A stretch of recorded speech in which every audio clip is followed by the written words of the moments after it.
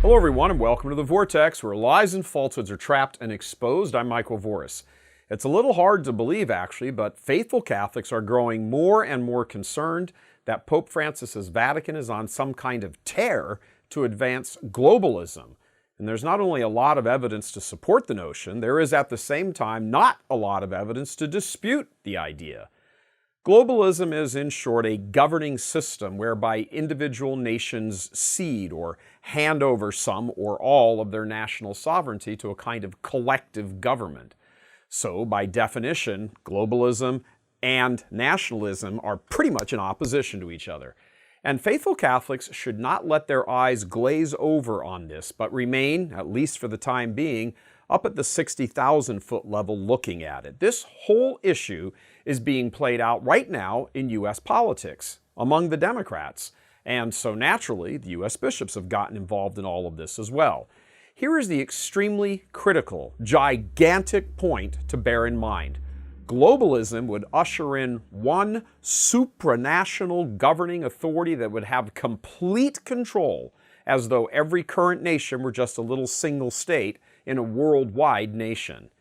If any Catholic, Orthodox, or even dissenting can't see the immediate theological, political, and cultural problems with that, then they must have no pulse, brain, or both. The globalists have been running wild for the past few decades, extolling what they say are the advantages of globalism.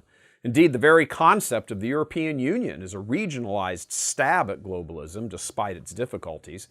Pope Francis and his globalist cheerleader crowd in Rome are posturing that the very foundational concept of individual nations is now little else than they're just nostalgic entities, which have become overrun by giant transnational corporations. And to carry that thought further, these corporations are all greedy, exploit the poor of the earth, poison the environment, and are able to get away with all of it because they get to hide behind and operate through the laws of individual nations. So for the Pope, there's only one solution to all of this: abolish individual nations, make one world government, and rein in these greedy businesses with fines, penalties, and jail time if necessary. So, some problems. First, this is little else than a high-minded sounding wealth redistribution program, a favorite dream of political liberals. Remember the encounter between Obama and Joe the plumber on the 2008 campaign trail? I'm getting ready to buy a company that makes about $250,000, $270,000, $80,000 a year. All right. Your new tax plan is going to tax me more, isn't it? Well, here's what's going to happen. If you're a small business, which you would qualify, first of all, you get a 50% tax credit, so you get a cut in taxes for your health care. And right now, everybody's so pinched that business is bad for everybody. And I think when you spread the wealth around, it's good for everybody. Obama and liberals are all about taking the money of industrious, hard workers and giving it to people who don't work hard or aren't as industrious, and they call that spreading the wealth. Of course, Obama, Hillary, and the 240,000 other Democrats currently running for president this year never include their own wealth in that equation. It's just your wealth that needs to be spread around. Second, the entire notion of such a one world government is the ideal. It's the brass ring of Marxist communism. Even though Obama said spread the wealth, he was not the first guy with the idea. Karl Marx was. Third, the key question: exactly who would be the ruling class, the government, making the new laws to impose on the entire human race? And more to the point, what if the people wanted to throw off this one world government down the road? What mechanism for that would be in place?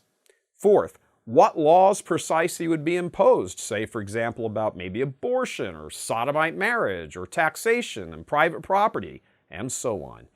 Fifth, when it comes to the specific area of religion, if there is one world governing body, then it stands to reason that there would have to be, eventually, one world religion, or no world religion. Sixth, the Vatican city-state is its own national sovereignty. What would happen to it as it would be absorbed into the great universal governmental bureaucratic collective? Seventh, These liberal ideas are all the rage and have been in the West for decades, and political, theological, and social atheists have sought furiously to destroy Catholic established Western civilization. But can anyone seriously think that the Chinese communists are going to just hand over their power to the people? The Chinese commies kill people who propose those ideas. A few days ago, in his bid to dress up the one world government, Pope Francis suggested that the very concept of nationalism had within itself echoes of Hitler. Those are fighting words. Their purpose is to reawaken Europeans, the fear of National Socialism, that we should just run away from that as fast as our little liberal right-thinking feet can carry us. It's practically a scare tactic. So, the supranational question for the supranational proposal. Hitler and company of the Third Reich were all about world domination. That they were able to use an immoral appeal to the concept of nationalism as a springboard to world domination should be thought of here. The goal was world domination, period. So to make an appeal to the concept of nationalism as a kind of emotional blackmail to usher in what would be, in the end, world domination, is either massively uninformed or incredibly disingenuous. And for the record, it was American nationalism during World War II, all of our wealth and our resources and our industrial might, that proved to be the decisive factor in crushing the Nazis and then the Japanese warlords. So, yeah, nationalism ain't so bad a thing after all, is it? Throughout history, nations have oftentimes worked as a kind of counterbalance to each other. Whether in warfare or trade or politics, whatever arena, the friction between individual national interests does oftentimes result in overall good, even if people do tend to dwell on friction more than the good. Thoughts of the space race of the 1960s between the US and the Soviet Union come to mind. But the discerning Catholics should keep this in mind. None of this is happening in a vacuum. It has invaded and seized control of an entire political party here in the U.S. Guess which one? Every major candidate for that party's upcoming nomination has touted this concept either explicitly or in its foundational principles, to wit, open borders, canceling every single private health insurance plan, using U.S. tax dollars to pay for health care for illegal immigrants, using U.S. tax dollars to pay for education for illegal immigrants. And mind you, much of that's already in place as we speak. They just want to formalize it and nationalize it. Ignoring borders and border security isn't really about economics and helping the poor and the immigrants and the asylum seekers. It's really about destroying national sovereignty. Which is why Pope Francis keeps bashing the idea of any kind of wall or walls and slamming any political conservative American that he can find.